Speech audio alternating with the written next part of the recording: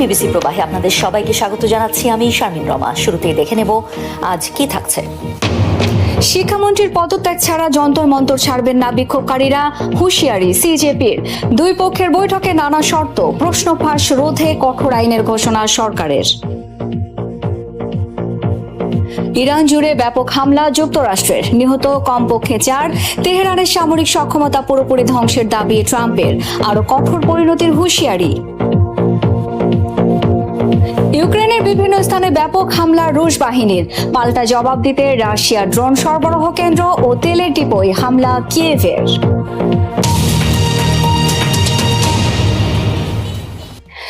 সরকারের আলোচনার ডাকে সাড়া দিলেও নিজেদের অবস্থানে অনড় ভারতের আন্দোলনকারীরা। স্পষ্ট জানিয়েছেন, শিক্ষামন্ত্রীর পদত্যাগ ছাড়া বন্ধ হবে না যন্তর মন্তরের কর্মসূচি। এদিকে চাপের মুখে অনেকটাই নমনীয় অবস্থান প্রধানমন্ত্রী নরেন্দ্র মোদীর। মধ্যরাতে ভিডিও বার্তায় জানালেন, প্রশ্ন ফাঁস রোধে কঠোর আইন করবে তার সরকার। এদিকে এরই মধ্যে দায়িত্ব থেকে সরিয়ে দেওয়া হয়েছে দেশটির শিক্ষা সচিব বিনীত যোশীকে। ভারতের কেন্দ্রীয় মন্ত্রী জেপি নাড্ডা ও জিতেন্দ্র সিং এর উপস্থিতিতে বৃহস্পতিবার মধ্যরাতে টানা ২৬ দিনের অনশন ভাঙেন আলোচিত পরিবেশ কর্মী সোনাম ওয়াংচুক। তার দাবি, সরকার দাবি পূরণের আশ্বাস দেয় নিয়েছেন এই পদক্ষেপ। এর ঠিক কিছুক্ষণ আগে আকস্মিক ভিডিও বার্তা ভারতের প্রধানমন্ত্রী নরেন্দ্র মোদীর। নীরবতা ভেঙে সুর নরম করে জানালেন, প্রশ্ন ফাঁস রোধে যত দ্রুত সম্ভব কঠোর আইন করার প্রস্তুতি নিচ্ছে সরকার।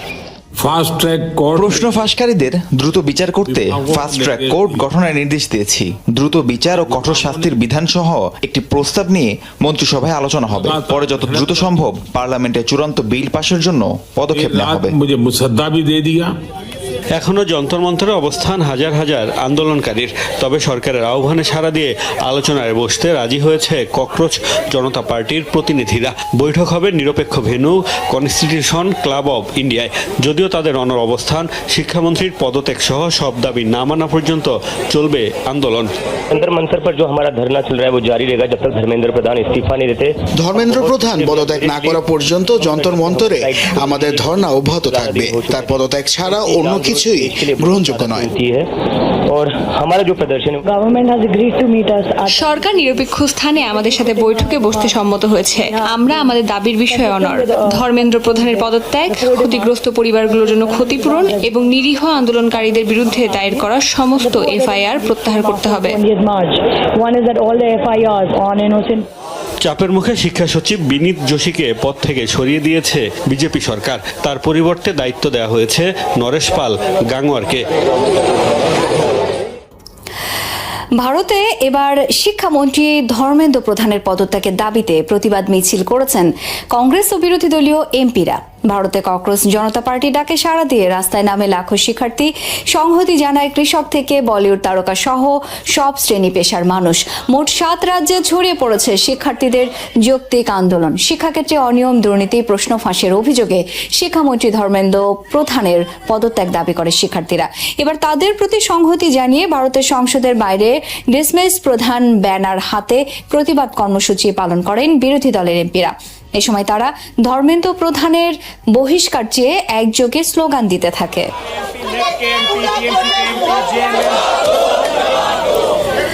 মোদী বিরোধী স্লোগানে উত্তাল ভারত। যন্তর মন্তরে শিক্ষার্থীদের চলা আন্দোলন স্ফুলিঙ্গের মতো ছড়িয়েছে দেশটির নানা রাজ্যে। শিক্ষার্থী ও সাধারণ মানুষের অভিনব ট্রল, ব্যঙ্গাত্মক চিত্রকর্ম আর ব্যানার, পোস্টারে ছেয়ে গেছে দেয়াল। দীর্ঘ 16 বছরে সরকারের অব্যবস্থাপনা আর দুর্নীতির বিরুদ্ধে ক্ষোভ ঝাড়তেই ঘটছে সৃজনশীল চিন্তার বহিঃপ্রকাশ। পাড়ায় পাড়ায় একটি চিৎকার, মোদি একটা মহাপাটপার। এমনই স্লোগান আর মোদি বিরোধী ব্যানার নিয়ে এগিয়ে যাচ্ছিল ছাত্রদের একটি মিছিল। আর তারই মাঝে হাজির এক মাঝবয়সী নাগরিক। সাথে সাথে ব্যানারে থাকা নরেন্দ্র মোদীর ছবিতে জুতাপেটা করলেন তিনি। এভাবে সাধারণ মানুষ ক্ষোভ ঝাড়ছে 16 বছরের মোদি শাসনের অব্যবস্থার ওপর। শিক্ষার্থীদের এই আন্দোলন ছড়িয়ে পড়েছে শহর আর ভারতের বিভিন্ন রাজ্যে। শিক্ষামন্ত্রীর পদত্যাগের দাবি দিয়ে শুরু হলেও এখন তা সরকার বিরোধী আন্দোলনের রূপ নিয়েছে। এসব বিক্ষোভে দেখা মিলেছে মোদি বিরোধী নানা স্লোগান, পোস্টার, ব্যানার আর প্লেকার্ডের, যেখানে উঠে এসেছে জেনজিদের সৃজনশীলতা। মোদি যখন ভয় পায় তখনই হিন্দু মুসলিমের দাঙ্গা লাগায়। এই স্লোগানটি বেশ জনপ্রিয় হয়ে উঠেছে এই আন্দোলনে। 56 ইঞ্চির চওড়া বপু দাবি করা নরেন্দ্র মোদি, সেটাও বাদ যায়নি শিক্ষার্থীদের সমালোচনার পেন্সিল থেকে। শুধু তাই নয়, আন্দোলনকারীদের এক অংশ আবার অমিত শাহ, নরেন্দ্র মোদি আর ধর্মেন্দ্র প্রধানের ছবি নিয়ে শেষকৃত্যের শ্মশানযাত্রাও করে। বিজেপি সরকারের প্রতি ক্ষোভ এতটাই বেড়েছে যে দলটির প্রতীক আর মোদির ছবি দিয়ে বানানো হচ্ছে পাপোশ, আর তা রাখা হয়েছে দরজার সামনে। পাশাপাশি দেয়ালে স্থান পেয়েছে মোদি ও বিজেপি বিরোধী লেখা ও গ্রাফিতি। অনলাইনে চলছে মোদি সরকারের সমালোচনা, মিম আর ট্রোলে ভরে গেছে সামাজিক মাধ্যম। তুলোধুনো করা হচ্ছে বিজেপির শীর্ষ দলীয় নেতাদের। এসব ব্যঙ্গাত্মক ছবি বিজেপি শাসনের যে ব্যর্থতা ও তাদের ওপর যে চাপা ক্ষোভ তা ফুটিয়ে তুলছে। সরকারের নানামুখী নিপীড়নে ভারতের মানুষ কতটা ক্ষুব্ধ তারই বহিঃপ্রকাশ ব্যঙ্গচিত্র আর স্লোগানগুলো। শিক্ষা, কৃষি, বাণিজ্য সহ সব খাতের দুর্নীতিতে জর্জরিত দেশটি। এসব ইস্যু উঠে এসেছে এবারের আন্দোলনে। মূলত শিক্ষার্থীরা বিক্ষোভ শুরু করলেও আন্দোলন বেগবান করতে যোগ দিচ্ছে বিভিন্ন শ্রেণী পেশার আর ধর্মের মানুষ। ইরান যুক্তরাষ্ট্র সংঘাতে নতুন করে উত্তেজনা ছড়িয়েছে মধ্যপ্রাচ্যে। টানা 13তম দিনের মতো ইরানে বিমান হামলা চালিয়েছে যুক্তরাষ্ট্র। মার্কিন আগ্রাসনে কমপক্ষে 4 জন প্রাণ হারিয়েছেন। পাল্টা হামলা অব্যাহত রাখার ঘোষণা দিয়েছে তেহরান। এদিকে ইরানকে আরও কঠোর পরিণতি ভোগ করতে হবে বলে হুঁশিয়ারি মার্কিন প্রেসিডেন্ট ডোনাল্ড ট্রাম্পের। ইরানের সামরিক সক্ষমতা পুরোপুরি ধ্বংস হয়ে গেছে বলে দাবি করেন তিনি। মধ্যপ্রাচ্যে যুদ্ধের আগুন আরও ছড়িয়ে পড়ছে। টানা 13তম রাতেও ইরানের বিভিন্ন সামরিক স্থাপনায় বিমান হামলা চালিয়েছে যুক্তরাষ্ট্র। মার্কিন সেন্ট্রাল কমান্ড জানিয়েছে ড্রোন ঘাঁটি, সামরিক কমান্ড সেন্টার এবং নজরদারি অবকাঠামো ছিল এসব হামলার লক্ষ্য। হামলার জবাবে প্রতিশোধের অঙ্গীকার পুনর্ব্যক্ত করেছে তেহরান। ইরান জানিয়েছে যুক্তরাষ্ট্রের সামরিক অভিযান অব্যাহত থাকলে পুরো অঞ্চলের সংঘাত আরও বিস্তৃত হবে। ইরানের দাবি, সাম্প্রতিক মার্কিন হামলায় সীমান্ত এলাকার একাধিক স্থাপনা ক্ষতিগ্রস্ত হয়েছে, এর পাশাপাশি হতাহত হয়েছে। এদিকে ইরানের বিরুদ্ধে বড় ধরনের সামরিক স্বাস্থ্যমূলক ব্যবস্থা নেওয়ার হুঁশিয়ারি দিয়েছেন মার্কিন প্রেসিডেন্ট ডোনাল্ড ট্রাম্প। তিনি বলেছেন, বাণিজ্যিক জাহাজে যে কোনো হামলার দায় ইরানকে বহন করতে হবে। আমরা ইরানের নৌবাহিনী, বিমান বাহিনী, সব রাডার ব্যবস্থা এবং তাদের উৎপাদন সক্ষমতার বড় অংশ ধ্বংস করে দিয়েছি। তাদের ড্রোন সক্ষমতা 84% এবং ক্ষেপণাস্ত্র সক্ষমতা 91% কমে গেছে। কিন্তু এটা পত্রিকায় লিখেছে 4 মাস আগের তুলনায় ইরান এখন আরো শক্তিশালী অবস্থানে আছে। এটা সত্য নয়। বাস্তবতা হলো তাদের কার্যত কোনো সামরিক শক্তি নেই, নৌবাহিনী নেই। সংঘাতের প্রভাব পড়েছে বৈশ্বিক জ্বালানি বাজারেও। হরমুজ প্রণালী ও লোহিত সাগরের নিরাপত্তা নিয়ে নতুন উদ্বেগ তৈরি হয় আন্তর্জাতিক বাজারে অপরিশোধিত তেলের দাম আবারও ব্যারেল প্রতি $100 ছাড়িয়ে গেছে। বিশ্লেষকদের শঙ্কা, পরিস্থিতির দ্রুত উন্নতি না হলে বিশ্ব বাণিজ্য ও সরবরাহ ব্যবস্থায় আরও বড় চাপ তৈরি হতে পারে। এদিকে জাতিসংঘ পরিস্থিতিকে নিয়ন্ত্রণের বাইরে চলে যাওয়ার ঝুঁকিতে বলে সতর্ক করেছে। সব পক্ষকে অবিলম্বে সংযম প্রদর্শন এবং কূটনৈতিক সমাধানের পথে ফেরার আহ্বান জানানো হয়েছে। একই সাথে আঞ্চলিক নেতারাও যুদ্ধ আরও বিস্তৃত হওয়ার শঙ্কা প্রকাশ করছেন। এই পরিস্থিতিতেও কূটনৈতিক প্রচেষ্টা পুরোপুরি থেমে নেই। বিভিন্ন আঞ্চলিক দেশের মধ্যস্থতায় যুদ্ধবিরতির আলোচনা চললেও এখন পর্যন্ত কোনো সমঝোতা হয়নি। সবশেষ প্রস্তাবও প্রত্যাখ্যান করেছে তেহরান। ফলে সামরিক উত্তেজনা কমার পরিবর্তে আরও বাড়ছে বলে মনে করছেন পর্যবেক্ষকরা। লোহিত সাগরে জাহাজে হুতিদের হামলা ইয়েমেনকে আবারও যুদ্ধের দিকে ঠেলে দিতে পারে, এমন সতর্ক বার্তা জানিয়েছেন দেশটিতে নিযুক্ত জাতিসংঘের দূত। বৃহস্পতিবার একটি বাণিজ্যিক জাহাজে হামলা চালায় হুতিরা। গত সপ্তাহে সৌদি জাহাজ চলাচলের উপর অবরোধ জারি করে গোষ্ঠীটি। এই সিদ্ধান্ত অমান্য করায় জাহাজগুলোকে লক্ষ্য করে চালানো হয় হামলা। এই ঘটনায় গভীর উদ্বেগ প্রকাশ করেন হ্যান্স গ্র্যান্ডবার্গ। এক বিবৃতিতে দেশটিকে আলোচনার মাধ্যমে সংকট নিরসনের আহ্বানও জানান। হুতিদের যে কোনো পদক্ষেপ পরিস্থিতি অস্থিতিশীল করতেও দেশটির জনদুর্ভোগ বাড়িয়ে দেবে বলেও সতর্ক করেন। 2022 সাল থেকে ইয়েমেন যুদ্ধাবস্থা নেই, তবে সশস্ত্র গোষ্ঠী হুতিদের দ্বারা সৃষ্ট রাজনৈতিক অচলাবস্থা দেশটিতে এখনো বিদ্যমান। ইরান সফরে ট্রাম্পের হয়ে যুদ্ধবিরতির একটি প্রস্তাব তুলে ধরেছেন ইরাকের প্রধানমন্ত্রী আলী আল জায়েদি। তবে এই প্রস্তাব প্রত্যাখ্যান করেছে তেহরান। বৃহস্পতিবার মধ্যপ্রাচ্য পরিস্থিতি ও গ্যাস সহযোগিতা বিষয়ে আলোচনায় বসে দুদেশের রাষ্ট্রপ্রধানরা ইরানের দাবি হরমুজ প্রণালী নিয়ন্ত্রণের মতো গুরুত্বপূর্ণ ইস্যু অমীমাংসিত রেখে কোনো সমঝোতায় যাবে না তারা। তবে যুদ্ধবিরতি প্রস্তাবের বিস্তারিত তাৎক্ষণিকভাবে এখনো জানা যায়নি। এর আগে ইরান সফরের ঠিক আগে যুক্তরাষ্ট্র সফরে ট্রাম্পের সাথে বৈঠক করেছেন ইরাকের প্রধানমন্ত্রী। আল আকসা মসজিদ প্রাঙ্গণে ইসরায়েলি সেনা ও ইহুদিদের অনুপ্রবেশের ঘটনায় তীব্র নিন্দা জানিয়েছে বিভিন্ন আরব ও মুসলিম দেশ। যৌথ বিবৃতি দিয়েছে মিশর, ইন্দোনেশিয়া, জর্ডান, পাকিস্তান, কাতার, সৌদি আরব, তুরস্ক এবং সংযুক্ত আরব আমিরাত। দেশগুলো বলছে ইসরায়েলি পুলিশের নিরাপত্তায় পরিচালিত এই পদক্ষেপ উস্কানিমূলক। এর পাশাপাশি এটি চরমপন্থাকে উস্কে দিয়ে মধ্যপ্রাচ্যে শান্তি প্রতিষ্ঠার প্রচেষ্টাকে বাধাগ্রস্ত করছে।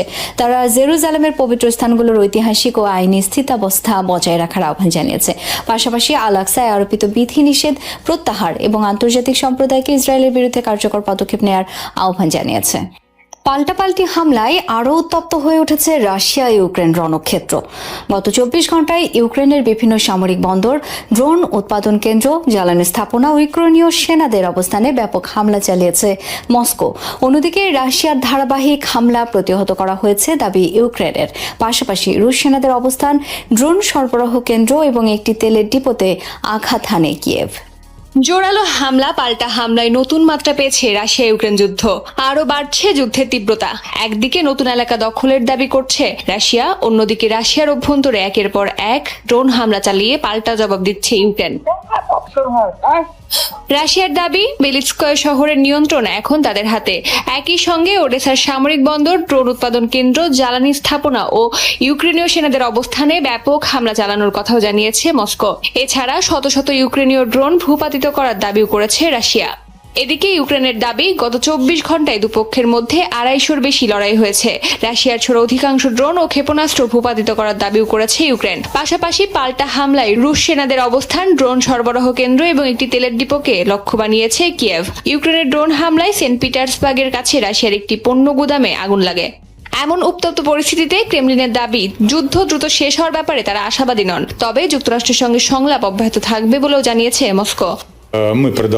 যুদ্ধ দ্রুত শেষ হবে এমন প্রত্যাশা আমার নেই, তবে যোগাযোগ অব্যাহত রয়েছে আর সেটি সবসময় ইতিবাচক। যুক্তরাষ্ট্রের সঙ্গেও আলোচনা চলছে। উভয় পক্ষেরই হামলার পরিধি বাড়তে থাকায় শান্তি আলোচনার সম্ভাবনা আরও অনিশ্চিত হয়ে পড়েছে। যুক্তরাষ্ট্রের নতুন নিষেধাজ্ঞার মধ্যে 6 মাস ব্যাপী সামরিক মহড়া শেষ করেছে কিউবার সেনাবাহিনী। মধ্য কিউবার মাতানসাস সামরিক অঞ্চলে অনুষ্ঠিত এই মহড়ায় অংশ নেন প্রায় 300 কর্মকর্তা। পদাতিক বিশেষ বাহিনী, আর্টিলারি ও আকাশ প্রতিরক্ষা ইউনিটের সমন্বয়ে পরিচালিত মহড়া শেষে কৃতিত্বপূর্ণ কর্মকর্তাদের পদক ও বিশেষ সম্মাননা দেওয়া হয়। কিউবার দাবি, যুক্তরাষ্ট্রের সম্ভাব্য সামরিক হুমকির প্রেক্ষাপটে দেশটির বিভিন্ন অঞ্চলে এই ধরনের মহড়া চালানো হচ্ছে। এর মধ্যে কিউবার জ্বালানি, আর্থিক ও বিদেশি চিকিৎসা সেবা খাত সংশ্লিষ্ট 9টি প্রতিষ্ঠান এবং 2 ব্যক্তির বিরুদ্ধে নতুন নিষেধাজ্ঞা দিয়েছে যুক্তরাষ্ট্র। মার্কিন প্রশাসনের ধারাবাহিক চাপের কারণে দেশটিতে জ্বালানি সংকট ও বিদ্যুৎ বিভ্রাট আরও তীব্র হয়েছে। সময়ের সাথে সাথে আরো ভয়াবহ রূপ ধারণ করছে ফ্রান্সের দাবানল। নতুন করে 2টি এলাকা থেকে সরিয়ে নেওয়া হয়েছে প্রায় 30,000 মানুষকে। শুধুমাত্র বর্দ অঞ্চলে পুড়ে গেছে 3,000 হেক্টরের বেশি এলাকা। এদিকে কর্তৃপক্ষ জানিয়েছে, তীব্র দাবদাহের কারণে সৃষ্টি হয়েছে খরা, যা থেকে ছড়িয়ে পড়ছে দাবানল, যা গত 2 দশকের সকল রেকর্ডকে ছাড়িয়ে গেছে। দাউ দাউ করে জ্বলছে আগুন। লালচে কমলা রঙের আগুনের আভা আর তীব্র তাপে চারপাশ যেন নরককুণ্ডে পরিণত হয়েছে। এই ধ্বংসলীলার মাঝেই জীবনের ঝুঁকি নিয়ে আগুন নেভাতে কাজ করে যাচ্ছে ফায়ার সার্ভিস কর্মীরা। স্পেনের পাশাপাশি দাবানল ভয়াবহ রূপ নিয়েছে ফ্রান্সেও। দেশটির দক্ষিণ পশ্চিমাঞ্চল জুড়ে চলছে আগুনের তাণ্ডব। এর মধ্যে পরিস্থিতির সবচেয়ে অবনতি হয়েছে লা কেফের এলাকায়। এলাকাটি ছাড়তে বাধ্য হয়েছে প্রায় 10,000 পর্যটক সহ স্থানীয় মানুষ। বালিয়াড়ি, সাইকেল চালানোর সুন্দর পথ ও ঝিনুকের জন্য বিখ্যাত এই শহর অবসর সময় কাটানোর জন্য ফ্রান্সের তারকাদের কাছে জনপ্রিয় স্থান এটি। প্রাণপ্রিয় শহরকে এভাবে ধ্বংস হতে দেখে আমার হৃদয় ভেঙে যায়। বসবাসের জন্য অন্যতম মনোরম একটি জায়গা এভাবে ধোঁয়ায় বিলীন হতে দেখা সত্যি বেদনাদায়ক। আগুনটি খুব দ্রুত গতিতে ঘন পাইন গাছের বনে ছড়িয়ে পড়ে। আরকাচন উপসাগরীয় এলাকায় পুড়ে যায় 8,500 একর ভূমি। ধ্বংস হয়ে গেছে 3টি বাড়ি ও একটি ক্যারাভান। মে মাস থেকে পরপর 3টি তাপপ্রবাহে নদীনালা শুকিয়ে দাবানলের প্রকোপ বাড়িয়ে দিয়েছে। মাসের শুরুতেও বিখ্যাত ফন্টেনব্লু বনের 10 ভাগ এলাকা ক্ষতিগ্রস্ত হয়েছে। উত্তরের অঞ্চলগুলোতে এই ধরনের অগ্নিকাণ্ডের ঘটনা বিরল। দক্ষিণে জিরোন্দ অঞ্চলেও দাবানল থেকে বাঁচাতে নিরাপদ স্থানে সরিয়ে নেওয়া হয়েছে 12,000 মানুষকে। আরও প্রায় 9,000 মানুষকে স্থানান্তরের কাজ এখনও চলমান। বর্দোতে দাবানলে পুড়ে ছাই হয়ে গেছে 3,100 হেক্টর জমি। স্থানান্তর করা হয়েছে 20,000 মানুষকে। বিষয়টি উদ্বেগজনক। আমাদের পুরো এলাকা পড়ে ছাই হয়ে গেছে, বাড়িঘর ছেড়ে এসেছি। জানি না এখন আমরা নিরাপদ কিনা। শুধু ধৈর্য সহকারে পরিস্থিতির মুখোমুখি হচ্ছি।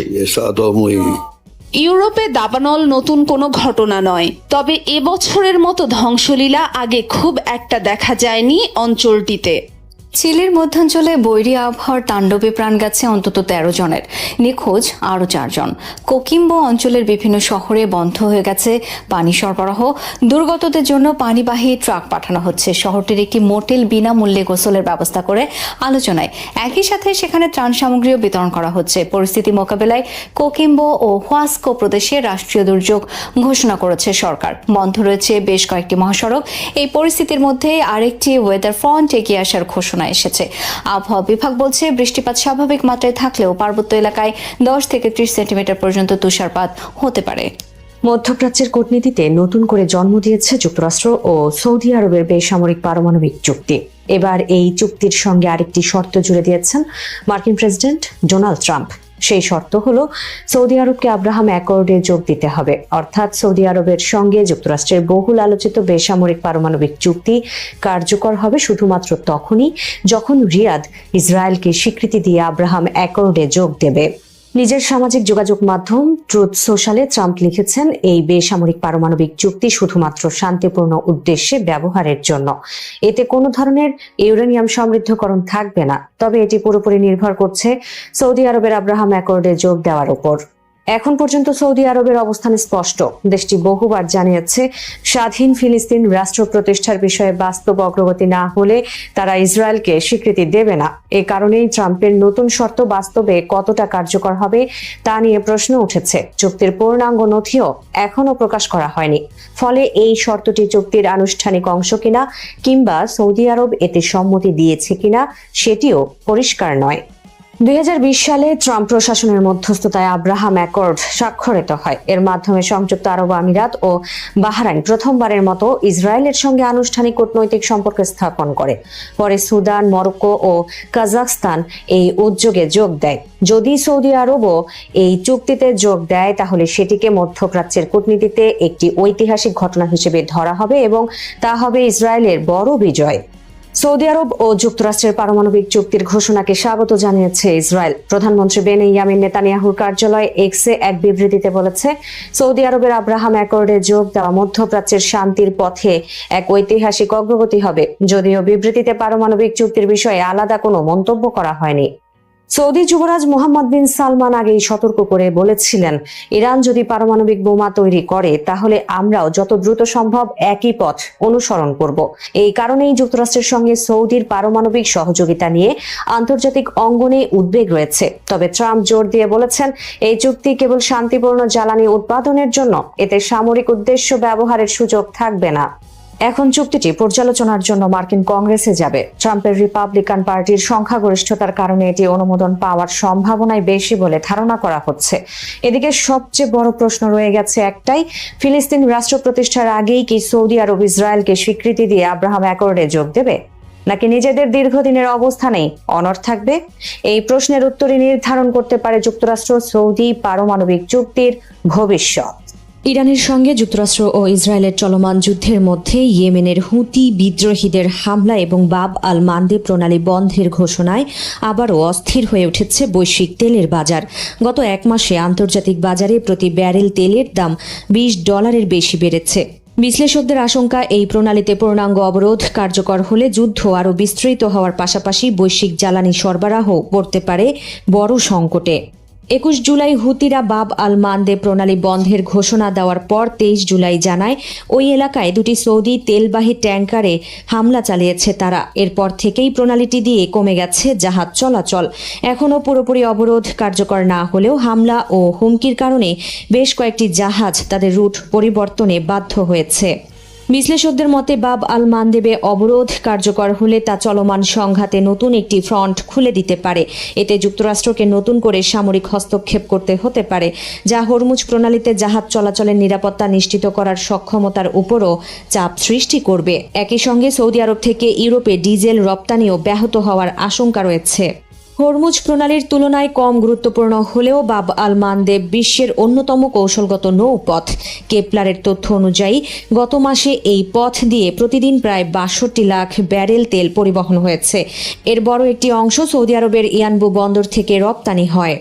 আরবিসি ক্যাপিটাল মার্কেটসের হেলিমা ক্রফট বলেন, সৌদি আরব প্রতিদিন ৪০ থেকে ৫০ লাখ ব্যারেল তেল ইয়ানবু হয়ে রপ্তানি করছে। এই পথ বন্ধ হয়ে গেলে তেল সরবরাহ সংকট আরও তীব্র হবে, থাকবে না কার্যকর বিকল্প রুটও। অন্যদিকে পিকারিং এনার্জি পার্টনার্সের ড্যান পিকারিং এর মতে বাব আল মানদেব পুরোপুরি বন্ধ হলে তেলের দাম ব্যারেল প্রতি আরও $5 থেকে $10 বেড়ে যেতে পারে। 23 জুলাই আন্তর্জাতিক বাজারে ব্রেন্ট ক্রুডের দাম প্রায় $98 পৌঁছে গেছে। বাব আল মানদেব বন্ধ হলে সবচেয়ে বেশি ক্ষতিগ্রস্ত হবে দক্ষিণ পূর্ব এশিয়ার দেশগুলো, যারা সৌদি তেলের বড় ক্রেতা। তাদের পরিবহন ব্যয় বাড়বে, বিঘ্ন ঘটবে তেল সরবরাহে। একই সঙ্গে ইউরোপেও সৌদি ডিজেল রপ্তানি বাধাগ্রস্ত হওয়ার ঝুঁকি তৈরি হবে। হুতিদের হুমকির পর ইতোমধ্যে কয়েকটি তেলবাহী ট্যাঙ্কার পথ পরিবর্তন করেছে। উইন্ড ওয়ার্ল্ড ইন্টেলিজেন্সের তথ্য অনুযায়ী অন্তত 5টি ট্যাঙ্কার ইউটার্ন নিয়েছে। মার্কিন প্রেসিডেন্ট ডোনাল্ড ট্রাম্পও সতর্ক করে বলেছেন, হুতিরা আরও বড় পদক্ষেপ নিলে যুক্তরাষ্ট্র তাদের বিরুদ্ধে সরাসরি সামরিক অভিযান চালাতে পারে। বিশ্লেষকদের মতে এমন পরিস্থিতিতে মধ্যপ্রাচ্যে সংঘাত আরও বিস্তৃত হলে শুধু তেলের বাজার নয়, বৈশ্বিক জ্বালানি সরবরাহ ও আন্তর্জাতিক নৌ বাণিজ্যও পড়তে পারে বড় ধরনের অনিশ্চয়তার মুখে। ইরানের সবকিছু ধ্বংস করে দেওয়া হয়েছে, তাদের নৌবাহিনী ও বিমান বাহিনী বলতে আর কিছুই অবশিষ্ট নেই। ৩ মার্চ দম্ভ ভরে এমন কথা বলেছিলেন মার্কিন প্রেসিডেন্ট ডোনাল্ড ট্রাম্প। এরপর পেরিয়ে গেছে লম্বা সময়। মাঝের সময়টাতে ইরান জুড়ে ক্রমাগত হামলা চালিয়েছে মার্কিন সামরিক বাহিনী। কিন্তু এরপরও কিভাবে মধ্যপ্রাচ্যের মার্কিন ঘাঁটিগুলোতে প্রাণঘাতী হামলা চালাতে পারছে তেহরান, হত্যা করতে পারছে মার্কিন সেনাদের, এই সক্ষমতা কোথায় পেল ইরান? গত সপ্তাহে জর্ডানের একটি মার্কিন ঘাঁটিতে হামলা চালিয়ে 3 সেনাকে হত্যা করেছে ইরান। এরপর থেকেই ফের আলোচনায় ইরানের ক্ষেপণাস্ত্র ও ড্রোন সক্ষমতা। টানা মার্কিন বিমান হামলার পরও ইরানের যুদ্ধ চালিয়ে যাওয়ার ক্ষমতা দেখে অবাক বনে যাচ্ছেন সামরিক বিশ্লেষকরা। বিশ্বের সবচেয়ে শক্তিধর সামরিক বাহিনীর বিপক্ষে লড়াইয়ের পরিবর্তে যেখানে আপোষ করে সবাই, সেখানে চোখে চোখ রেখে লড়াই করার মতো শক্তি কোথায় পেল ইরান? এ ব্যাপারে ডিফেন্স প্রায়োরিটিস থিঙ্ক ট্যাঙ্কের সামরিক বিশ্লেষক জেনিফার কাভানার ভাষ্য, ইরান প্রত্যাশার চেয়ে দ্রুত নিজেদের সামরিক সক্ষমতা পুনর্গঠন করেছে। সময়ের সঙ্গে তাদের হামলাও নিখুঁত হচ্ছে। এক্ষেত্রে তাদের সহায়তা করতে পারে রাশিয়া ও চীন। তবে যুদ্ধ থেকে শিক্ষা নিয়ে দ্রুত নিজেদের কৌশল বদলানো ইরানের সেনাবাহিনীকে টিকিয়ে রেখেছে, যা ঝুঁকির মুখে ফেলে দিয়েছে মধ্যপ্রাচ্যে অবস্থিত মার্কিন ঘাঁটিগুলোকে। লন্ডনের কিংস কলেজের নিরাপত্তা বিশেষজ্ঞ আন্দ্রেয়াস ক্রিগের ভাষ্য মতে মধ্যপ্রাচ্যে প্রায় 50,000 মার্কিন সেনা এমন সব স্থায়ী ঘাঁটিতে অবস্থান করছেন যেগুলো ইরানের ক্ষেপণাস্ত্র ও ড্রোনের নাগালের মধ্যেই রয়েছে। এসব ঘাঁটির অনেকগুলোই ছোট আকারের রকেট বা মর্টার হামলা ঠেকাতে পারলেও আধুনিক ব্যালিস্টিক ক্ষেপণাস্ত্রের বিরুদ্ধে কার্যকর নয়। ফলে কোনো ক্ষেপণাস্ত্র সরাসরি আঘাত না করলেও বিস্ফোরণের ধ্বংসাবশেষ থেকে প্রাণহানি বা গুরুতর আহত হওয়ার ঝুঁকি থাকে, যে কারণে মধ্যপ্রাচ্যে থাকা মার্কিন সেনাদের জীবনও ঝুঁকির মধ্যে রয়েছে। ইরান যুদ্ধে এ পর্যন্ত মারা গেছেন 18 মার্কিন সেনা, আহত হয়েছেন প্রায় 500 জন, ক্ষতিগ্রস্ত হয়েছে প্রায় 220টি সামরিক স্থাপনা, যানবাহন ও গুরুত্বপূর্ণ সরঞ্জাম। আর এসবই হয়েছে মার্কিন আকাশ প্রতিরক্ষা ভেদ করে। বিশ্লেষকের মতে ইরান এখন একসঙ্গে বিভিন্ন ধরনের অস্ত্র ব্যবহার করছে, যার মধ্যে রয়েছে ব্যালিস্টিক ক্ষেপণাস্ত্র, ক্রুজ ক্ষেপণাস্ত্র ও আত্মঘাতী ড্রোন। বিশেষ করে কিছু ক্ষেপণাস্ত্র মাঝপথে লক্ষ্য পরিবর্তন করছে। ইরান এসব অস্ত্র বিভিন্ন উচ্চতা, গতি ও দিক থেকে একসঙ্গে ছুটছে, যা সামাল দিতে গিয়ে হিমশিম খাচ্ছে মার্কিন প্যাট্রিয়ট ও থার্ড ক্ষেপণাস্ত্র প্রতিরক্ষা ব্যবস্থা। এক্ষেত্রে ইরানের জন্য সবচেয়ে বড় সুবিধা হলো 90% ক্ষেপণাস্ত্র ভূপাতিত হলেও যে কয়েকটি লক্ষ্যবস্তুতে পৌঁছাতে পারে সেগুলোই বড় ধরনের ক্ষতির জন্য যথেষ্ট। তাছাড়া centre for strategic and international studies এর মধ্যপ্রাচ্য বিশেষজ্ঞ মোনা ইয়াকুবিয়ানের ভাষ্য, যুদ্ধের শুরুর দিকের তুলনায় ইরান এখন অনেক বেশি